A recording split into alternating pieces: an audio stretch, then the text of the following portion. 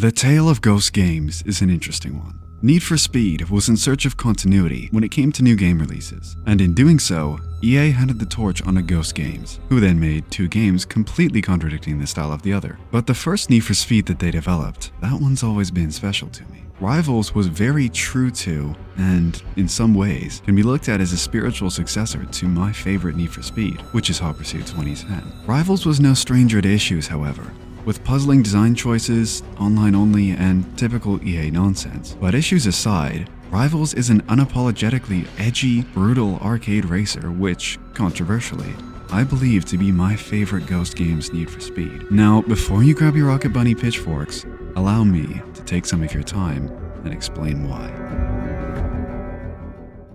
When it comes to me, the most important aspect when it comes to a Need for Speed game is always gameplay. My personal favorite in the series is Hot Pursuit 2010 for this exact reason. While the later entries in the Ghost Games saga tried to incorporate more elements to become the main focus, like some genuinely terrible stories, having customization as a selling point and not a plus, and dumbed down and easier races, Rivals didn't bother with any of that. What Ghost chose to focus on was making the most intense and brutal Need for Speed ever, and in many ways, they accomplished that. Let's talk risk versus reward, something that was praised in Heat and looks to be a major key point in Unbound as well, but it all originated here in Rivals. Speed points are used a lot in Rivals, whether to buy new cars, upgrade and add pursuit tech to existing ones, and often as a speed list objective. And the ability to lose it all in fractions of a second makes Rivals a racing experience that you have to commit full focus to. Your speed points are always on scale with heat levels. Level 1 is a very low police resistance with slower police cars. It's much easier, but it has very suitably poor rewards. And each level above so increases difficulty exponentially. Heat level 10 is a genuine challenge. Endless amounts of police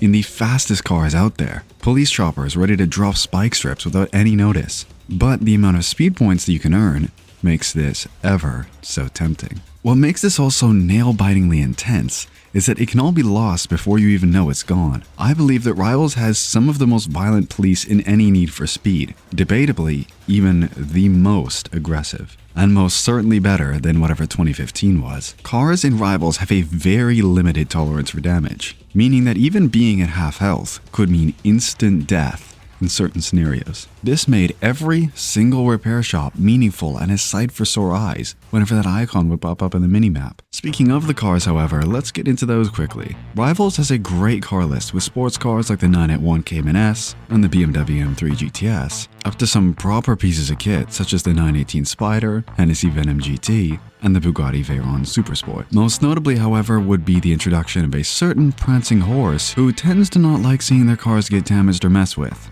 Ironic, considering Rivals has the most potential to damage your cars, so great job, Ferrari. A personal touch that I would like to add is the car introduction cutscenes. While yes, most of them share music and they all have a very similar background, except for my favorite, the Pagani Huayra, which is the only one to use Love Songs, Drug Songs by Ex-Ambassadors as the background music for it. I personally adore that song, so I may be a little biased here, but that one is easily my favorite. And that's just the racer's side, however. On the cop side, the tone shifts to be a much more badass theme, with some really menacing cutscenes. Both racers and cops have their own unique car lists. This is a move that was pretty controversial, but I don't mind it. It encourages you to switch between the two to try out cars and complete both campaigns that you wouldn't be able to if you didn't do so, meaning that you unlock cars that you wouldn't have been able to get to. And I mean, the cops get the LFA and the Agera R, so you're morally obligated to get those. Another thing that I really did like is the ability to choose on the cop side what type of vehicle you wanted. You gotta have undercover cops, which look a lot more like your normal vehicles, but they're not as strong as the pursuit type of vehicles.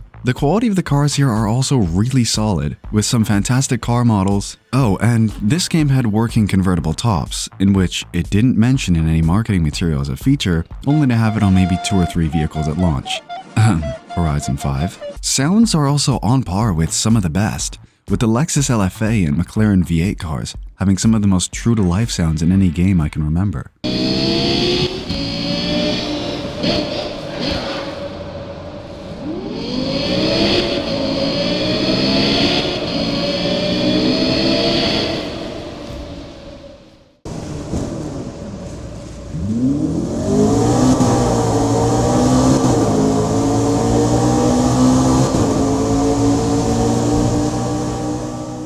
Upgrading and customizing cars was improved on for Most Wanted 2012 as well. You can upgrade all stats from durability to handling, and of course acceleration and top speed, all without having one detract from the other. Pursuit tech from Hot Pursuit is also back in full swing, with some new additions as well. Our favorites like turbo, EMPs, and jammers, alongside the electrostatic field, which surrounds your car with a field of energy, which can be used for both offense and defense, by either ramming into other racers and cops for extra damage, or using it at the very last second before an EMP hit to cancel it out. The police also gain access to shock rams, which rocket a giant pulse of energy from the front of your vehicle and repel racers into either walls or, ideally, other racers. Pursuit tech also gained the ability for multiple levels in Rivals, both increasing the power and amount of uses for your preferred pursuit tech. Customization in Rivals is pretty much all someone like me needs. You can change your paint color, add some vinyls, paint your wheels, and that's pretty much about it. Better than Most Wanted, but not quite as freeing as 2015 and up. Need for Speed stories have never been famous for storybook level writing, and Rivals is most certainly no exception to this. The overall concept is one that was really promising. The ability to have two branching storylines at the same time, with one as a racer and one as the police force, has the potential to be truly great. The issue was that Rivals said a lot, but didn't know how to connect it all together. Cutscenes feel very disjointed at the result of being a start of every new chapter. And in general, they don't flow all that well with each other. I mentioned at the start of the video that these types of poorly written stories are a main reason why I don't like the 2015 and up games. So what's the difference here? All of the cutscenes in Rivals are maybe a minute long, and they aren't important in the slightest to setting up any real memorable characters or plot points. So honestly, I recommend just shutting most of your brain off and not looking into them too much, as you'll get right back into gameplay soon anyways. For the sake of review though, let's start at the beginning of Rivals' story and go through some of the specific things that I like and don't like. The introductory cinematic sets the tone for the cop's side perfectly. Egotistical, power-abusing speed demons who use the fastest cars on the planet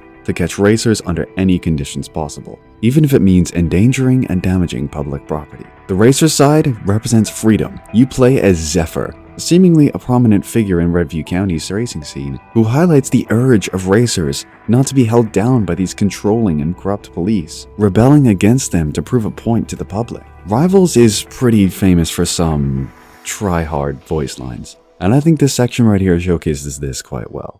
You are asleep. I am awake. I am the reality show, the catalyst, the 15 minutes you'll never have. You want to know why I do this? I want to know why you don't. But with the edgelord out of the way, the concept of Rivals has been set. I'm going to focus on the racer career for most of this, as it's what I personally tended to focus on. The first few chapters as a racer focus on building as much of a presence as possible, gaining as much social media traction, getting to as many altercations as possible, to make sure that the commanding police force knows that they won't get off easy. This ends with one of Redview County's officers injured after a conflict with rival racers. Edgelord levels go through the roof, with Zephyr stating that this is a lesson, that the police force cannot keep up with them. This doesn't end up working out as well as he would have hoped, as it leads the public to lean more towards supporting the police force than the racers, who are supposedly fighting for their freedom. The police force didn't take the hospitalization of one of their officers very well, halting patrol cars and bringing in the FBI's Special Vehicle Squadron, with even more intense pursuit vehicles. Alongside this, however, is the introduction of an ex-street racer gone rogue, joining the police force and taking out racers from the inside, known as Fate. The introduction of Fate and these more aggressive techniques lead the police force to become more violent than ever, with destruction and casualties going through the roof. Instead of letting Fate use this spotlight to take us down, Zephyr decides it's time to use Fate to our own advantage. I actually really quite like this later section of Rivals. Zephyr magically acquires an unused ex-police Koenigsegger R, because those just exist apparently, and takes matters into his own hands, spray painting the car and identifying tags to steal that spotlight away from Fate. This is the only car in which you can use in this chapter of Rivals, and your speed list is all focused on taking down police and making as big of a name as possible. Tensions are now stronger than ever, with the police being cleared of all charges of excessive force, outraging the public, and of course, the racers. Zephyr personally offers a challenge to all police and racers, a final race to settle this once and for all. Getting into some of the game for this final race, This one is not easy. Playing this race on any of the higher heat levels is a suicide mission, and a testament to everything that makes Rivals gameplay so damn good. But this final race doesn't end how you would like it to. Zephyr runs into a police roadblock and gets into a massive crash. He's assumed dead, but in the final cutscene, starts up his engine and gets right going. The vast majority of the cop storyline is just the racer's side, but mirrored from the other perspective, with very few minor things changed, such as fate challenging Zephyr instead. So there isn't that much point in focusing too much on the cop career. However, it is worth mentioning that during the cop career, you do get to play as Fate at one point, which is really badass and a great contrast to Zephyr having as Agera. With the story of Rivals over with, I wanted to highlight the career gameplay and progression here. Rivals handles gameplay in a fine way. You get handed checklists called speed lists with the task of completing them to unlock the next chapter and more new cars. I'm okay with this as the gameplay is so strong in Rivals. I don't really think it needs any crazy career mode aspects. And car progression in Rivals is really quite solid. Starting in Caymans and Mustangs is great, and makes you appreciate the dizzying speeds of the late game hypercars even more. Overall, I would say that Rivals has a decent main story. It's nothing to write home about, but it's fun enough to keep you entertained on both sides the whole way through. Redview County is a beautiful map. Rivals in general is quite underrated, but its map especially almost never sees the spotlight that it deserves. It may not be absolutely massive, but it sure feels like it. It has the same magic that Seacrest County did, which was that every single inch of the road feels designed for racing. And it doesn't just feel good, it looks good too. The snowy mountains are drop-dead gorgeous, with the gondolas going up and down, and some tremendous particle effects. It almost feels inspired by Colorado's mountains in the run, which isn't a bad thing in the slightest, as that's my favorite section in that game. But for favorites, I don't think you can beat the forests in Rivals. Maybe it's the Pacific Northwesterner in me talking, but it just feels so homey. The towering trees, log cabins, and jumps, all intersecting with some of the greatest highways I can remember. The scenery off of these is just stunning. You can see the different segments of the maps and each climate individually, and transitions off of it into sections like the desert with those sweet canyon roads. Yeah, why doesn't this map get brought up more? It sure helps that Rivals debatably still looks on par with racing games in the modern day. This game turns a decade old next year. Yeah, I can't believe it either. The texture and environment quality here is just top notch. Speaking of top notch though, this soundtrack is absolutely killer. It's very fitting to the tones of the game and story, and includes some songs from personal favorite bands of mine like Brick and Mortar and X Ambassadors. Even the original score for Pursuit, Evade, and Hideout themes slapped just as hard as any other game in the series. And after all of this praise that I'm giving Rivals, why did this game not get the love I feel it deserved? Well, there are some very potent issues with the game, which were prominent especially at launch. Let's talk always online. All drive in Rivals means that you're always playing online no matter what, which means that if servers aren't exactly working well,